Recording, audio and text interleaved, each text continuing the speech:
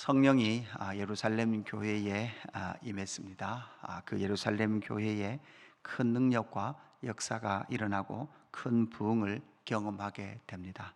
그럼에도 불구하고 그 성령을 거스르는 세력들이 박해를 하는 장면 가운데 스데반의 순교에 이르기까지 예루살렘 교회는 큰 박해 속에 있었습니다.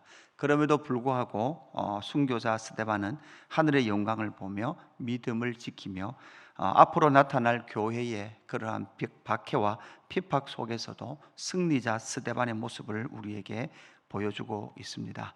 이제 박해가 심해졌습니다. 박해가 더욱더 심해져서 사도 외에는 예루살렘에 머물러 있을 수 없는 그런 상황이 펼쳐지고 있습니다. 그뿐만 아니라 사울이 예수 믿는 자들을 잔멸하려고 하는 그 일들을 더욱더 구체적으로 하며 예수 믿는 자를 옥에 넘겨주고 있는 그런 상황에 있었다라고 8장 3절까지 어제 본문까지의 말씀이었습니다.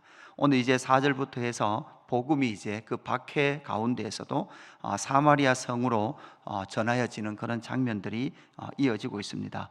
예루살렘 교회에 큰 박해가 있었죠. 큰 기적이 있은 것 같이 큰 박해가 있습니다.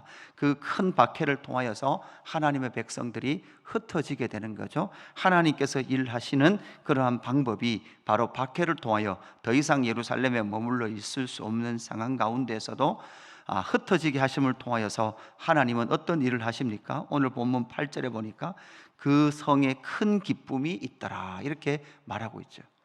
예루살렘 성에는 기쁨도 있었지만 박해도 있었습니다. 그리고 그 박해 때문에 예루살렘 성에 더 이상 머물러 있을 수 없었습니다. 그렇게 흩어진 일을 통하여서 그 큰 성, 그 성에 큰 기쁨이 있었다. 사마리아 성에 큰 기쁨이 있었다라고 우리에게 말씀해 주고 있습니다.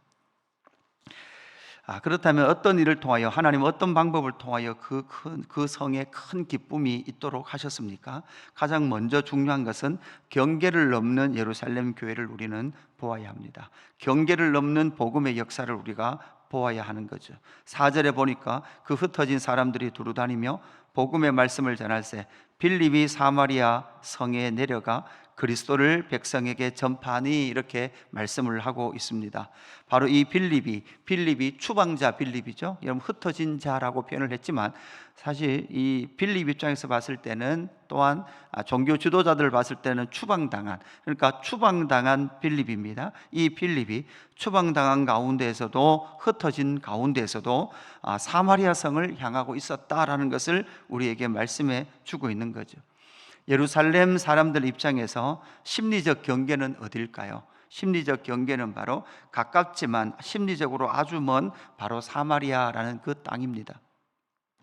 여러분 한국 사람인 우리에게는 심리적으로 여러분 어디가 뭡니까? 땅은 가깝습니다. 북한도 가깝고 일본도 가깝습니다. 그러나 심리적으로 보면 북한도 상당히 멀고 일본도 심리적으로 보면 상당히 멀 것입니다.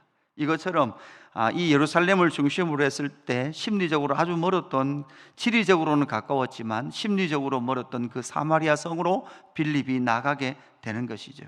우리가 잘 알듯이 예수님께서 사마리아 성에 여인을 만나러 가시기 위하여 열심히 나아가셨던 것처럼 또한 성령이 임하고 그곳에 박해가 있었을 때 가장 먼저 복음을 들고 간 곳이 사마리아라는 것을 우리가 보게 되는 거죠. 이것이 바로 사도행전 1장 8절에서 말씀하셨던 것처럼 성령이 너희 가운데 임하시면 예루살렘과 온 유대와 사마리아와 땅끝까지 이르러 내 증인이 되리라 라고 말씀하신 그 바로 성령 강림 사건에 대한 일어날 현상에 대해서 주님은 말씀하셨던 그 마지막 승천하시면서 제자들에게 주셨던 그 말씀이 드디어 빌립을 통하여 사마리아 성에 복음이 전하여질 때 그 성에 큰 기쁨이 있었다라는 것을 우리에게 말씀해 줍니다. 여러분 이 일은 구약 이스라엘 백성들 가운데 실현되지 못했던 그 일들이 성령의 오심을 통해서 이루어지는 것을 보게 되는 거죠. 아브라함을 통해서도 모든 민족이 너를 통하여 복을 받겠다라고 말씀하셨고 신의 산 언약에서도 세계가 다 내게 속하였고 내가 너희를 보배로 삼았음을 통하여 너희가 제사장 나라 거룩한 백성이 될 것이다라고 말씀하셨던 그 모든 구약의 말씀이 이제 성령이 예루살렘에 임한 다음 그 박해를 통하여 사마리아 성에 가서 복음을 전함을 통하여서 이제 첫 번째 심리적 벽을 넘어서 사마리아 땅에 모든 민족이 복을 받는 그 시작이 바로 예루살렘으로부터 사마리아에 이르고 있는 이 놀라운 역사를 보게 됩니다. 그뿐만 아니라 후반부에 나타나는 26절부터 나타나는 바로 에디오피아 내시에게 복음을 전하는 이 일을 통해서도 드디어 이방인까지도 예수 그리스도의 복음을 믿게 되는 그런 놀라운 일들이 일어나고 있다라는 거죠. 아마 이 에디오피아 내시는 유대인 혈통 가운데 있었을 것입니다. 그러나 이는 에디오피아 사람이었습니다. 그 에디오피아 사람에게 복음을 전하고 세례를 받는 놀라운 일들이 일어나면서 이제 이 사도행전은 8장에 올 때에 박해와 함께, 박해가 심리적, 지리적 경계를 넘게 함을 통해서 모든 민족이 복을 얻도록 하는 그 역사들이 이제 8장 이후로 나타나게 될 것을 우리는 기대를 하게 되는 거죠. 그래서 그 성에 큰 기쁨이 있었던 이유는 무엇입니까? 경계를 넘은 예루살렘 교회의 역사를 통해서 나타나는 거죠. 여러분, 이것을 우리에게 적용해 보면 어떻게 적용할 수 있을까요? 여러분, 교회도 마찬가지입니다. 우리도 경계를 넘어가야 합니다. 우리가 생각하는 그러한 경계를 넘어서 여러분, 수없는 사람들이, 수많은 사람들이 우리 안에도 어떤 경계들이 있을 겁니다. 예수 믿는 우리에게도 어떤 경계들이 있을 것인데, 그 경계를 넘어 성령이 역사할 때 바로 복음이 가는 그 성에는, 그 사람들에게는 큰 기쁨이 임하게 될 줄로 믿습니다. 두 번째, 그 성의 큰 기쁨이 어떻게 일어나게 됩니까? 하나님의 말씀이 선포되어지고 적용되어질 때 그 성의 큰 기쁨이 넘쳐나게 됩니다. 오늘 4절에도 보니까 그 흩어진 사람들이 두루다니며 복음의 말씀을 전할세, 이렇게 말씀을 하고 있죠. 그 복음의 말씀은 어떤 말씀입니까? 12절에 보니까 빌립이 하나님 나라와 예수 그리스도의 이름에 관하여 전도를 하고 있는 거죠. 여러분, 하나님 나라를 전하고 있습니다. 하나님의 나라는 예수 그리스도의 이름의 능력입니다. 하나님의 나라의 왕은 누굽니까? 예수 그리스도이십니다. 그래서 지금 이 빌립은 하나님 나라와 및 예수 그리스도의 이름을 전하고 있고, 이 전함을 그들이 믿었습니다. 믿었을 때 14절에 보니까 예루살렘에 있는 사도들이 사마리아야도 하나님의 말씀을 받았다함을 듣고, 이렇게 말하고 있죠. 그러니까 사마리아 성에 하나님의 말씀이 전하여질 때 그 성에 바로 큰 기쁨이 있더라는 사실이죠.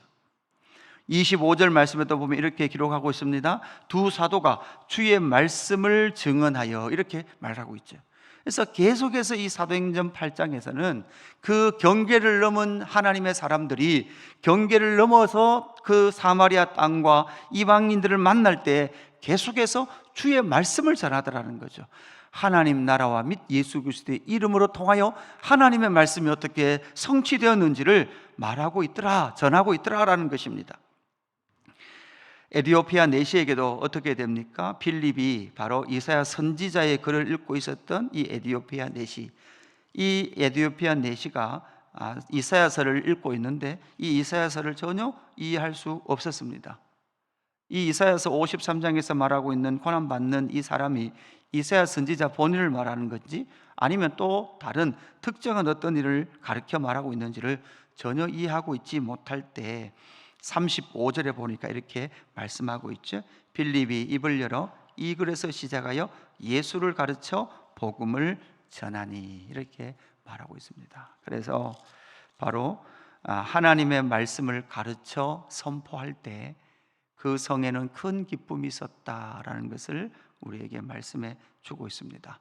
하나님의 말씀을 가르치는 것이죠. 전하는 것이죠. 그 하나님의 말씀은 하나님의 나라와 및 예수 그리스도의 이름을 통하여서 이루어진 하나님의 말씀입니다.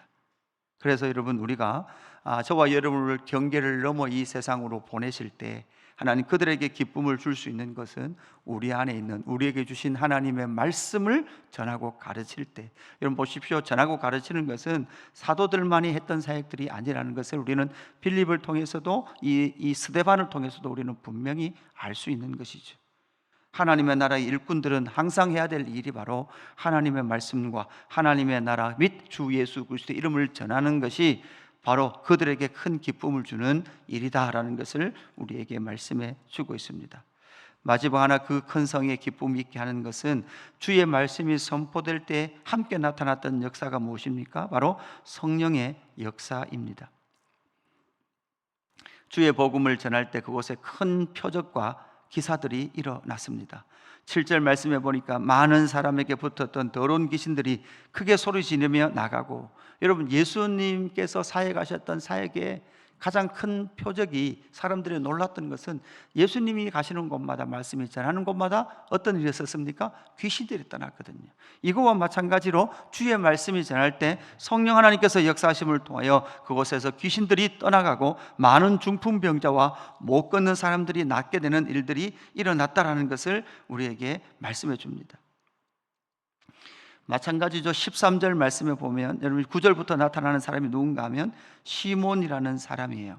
그래서 13절에 보니까 시몬도 믿고 세례를 받은 후에 전심으로 빌립을 따라다니며 그 나타나는 표적과 큰 능력을 보고 놀라니라, 이렇게 말하고 있습니다. 이제 문제는 이 시몬이라는 한 사람이에요. 시몬이라는 사람이, 여러분 이게 마술을 행하는 사람인데 사마리아 백성들을 늘 놀라게 하는 자칭 큰 자라라고 불리는 사람이에요. 문제는 10절에 보니까 낮은 사람부터 높은 사람까지 그를 다 따랐어요. 그러니까 사마리아라는 이 도시는, 이 성은 시몬의 손안에 있는 거죠. 여러분 이게 이제 사마리아라는 도시의 성의 특징이죠. 구약을 타락한 피가 섞인 백성으로 대표되는 사마리아 사람들, 그 사람들이 따랐던 사람이 시몬이에요. 그러니까 마술사고 점장이었던 이를 낮은 사람이나 높은 사람까지 다 따랐죠. 여러분 이것을 보면 이 세상의 특징이라는 거죠. 사람들이 똑똑한 것 같고 지혜로운 것 같은데 자세히 보면 여러분 누구를 따라요? 마술사와 점술가들을 따르더라고요. 여러분 대한민국도 여러분 보통 나라가 아니죠. 여러분 이 무당들에게 여러분 정치가들이 다 사로잡혀 있습니다. 우리는 그런 것들 이야기들을 많이 듣죠. 사람들이 똑똑한 것 같은데 여러분 뭘 합니까? 대부분 점을 치러 다닙니다. 여러분 대구 시내나 어떤 관광지에 가면 대부분 여러분 뭐가 많습니까? 점 치는 곳이 요즘은 뭐 얼마나, 그냥 작은 트럭들을 갖다 놓고도 들어가면 다 점 치는 사람들이 이 땅을 점령하고 있습니다. 인터넷에 들어가도 여러분 사주팔자 보고 오만 것들을 다 합니다. 여러분 나이 많은 사람만 그렇습니까? 아이고 저 뭐 옛날 어르신들이가 그렇지라고 생각할 수 없습니다. 왜냐하면 젊은 사람들도 다 그러고 있습니다. TV를 보면 조그만 농막 같은 것도 여러분 새로 이렇게 하면 갖다 놓으면 뭐합니까? 거기다가 팥을 뿌리고 막걸리를 뿌리고. 여러분 왜 그러고 있습니까? 여러분 그 빨간 팥을 뿌린다고 무슨 일이 일어난다는 말입니까? 여러분 이것이 온 성이 지금 이렇게 사로잡혀 있는 그곳에 복음이 전하여졌습니다. 그런데 이 시몬의 특징은, 사실 이 사마리아 성은 놀라기는 잘 놀라는 것 같아요. 복음이 전해졌을 때 놀라는데 이 빌립도 표적과 큰 능력을 보고 놀라죠. 놀란 이 빌립이 나중에 뒤에 보면 17절에 보니까 이에 두 사도가 그들에게 안수하며 성령을 받는지라, 이렇게 말씀하고 있죠. 여러분 여기서 우리가 잘 생각해야 됩니다. 성령의 역사가, 사실 빌립이 복음을 전하고 예수를 믿을 때 어떠한 특별한 성령의 역사, 성령 받았다라는 것이 나타나지 않는데, 베드로와 요한이 그곳에 갔을 때, 그들에게 안수할 때, 성령 받기를 기도할 때 그들이 성령으로 안수를 받았다, 이렇게 기록을 하고 있습니다. 여러분 이것은 무엇을 말해주고 있습니까? 우리는 교회론을 배웠기 때문에 여러분 이 일은 하나님께서 의도적으로 이 사마리아 교회 역시도 예루살렘 교회의 사도성의 건의 아래서 사마리아 교회가 뭐해지고 있다, 세워지고 있다는 것을 의도적으로 지금 하나님의 성령의 역사를 질서 있게 행하고 계시다라는 것을 우리는 해석을 할 수 있는 거죠. 그래서 교회의 하나됨과 사도성 아래서 사마리아 교회가 뭐하고 있다? 세워져 가고 있다는 것을 의도적으로 하나님은 이렇게 성령의 질서 있는 그러한 사역과 역사를 이루어내고 있다는 것을 우리에게 보여주고 있는 거죠. 그런데 반대로 18절에 보니까 시몬이 사도들의 안수로 성령 받는 것을 보고 돈을 들여, 이렇게 말하고 있는 거죠. 여러분 이것은 하나님의 나라가, 교회가 사도성과 하나됨의 역사를 통하여 성령의 일해 가시는 능력을 바라보며 수용하며 가고 있는 그 방향을 거스리는 한 방향이 나오는데, 그게 뭡니까? 성령을 돈으로 수고 사고 거래하려고 하는 세력들이 나타난다는 거예요. 이건 앞으로 교회의 역사 가운데 계속 나타날 거죠. 지금 또 나타나고 있는 거죠. 여러분 복음과 성령과 주 말씀의 능력을 통하여서 나타나는 것은 복음의 열매요 성령의 열매이지 돈의 열매가 아니라는 것을 꼭 기억해야 합니다. 돈으로 사로잡히면 교회는 망하게 되어 있습니다. 교회는 그 모든 복음의 역사가 돈으로 나타나면, 돈으로 자꾸 연결되면 그것은 성령의 역사가 사로막히고 그 열매가 변질될 수 있다는 것을 우리는 언제나 기억을 해야 합니다. 오늘 말씀을 정리하면서 사마리아 성에 큰 기쁨이 있었다 그랬습니다. 교회가 경계를 넘었습니다. 하나님의 말씀을 선포하고 가르쳤습니다. 성령의 역사가 있었습니다. 그런데 이 성령의 역사 속에서도 결국은 돈이라는 것이 이 성령의 역사를 왜곡하고 훼손한다. 그럴 때 큰 성의 기쁨이 사라질 수 있는 가능성이 있다는 것을 기억하시고, 오늘 이 하루도 하나님의 말씀과 복음의 능력을 붙들고 살아가는 저와 여러분의 삶이 되기를 주님의 이름으로 축복합니다. 아버지 하나님, 감사합니다.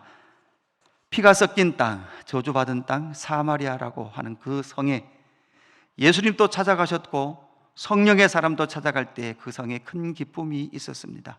하나님 아버지, 우상으로 넘쳐나고 하나님 술객들로 넘쳐나는 이 땅 가운데도 하나님의 말씀이 전하여 준 줄로 믿습니다. 주의 말씀이 선포된 줄로 믿습니다.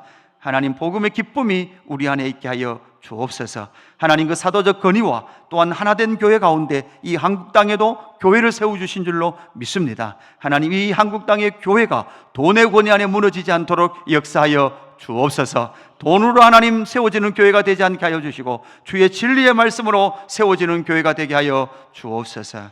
감사함을 드리며 구주 예수 그리스도의 이름으로 기도드리옵나이다. 아멘.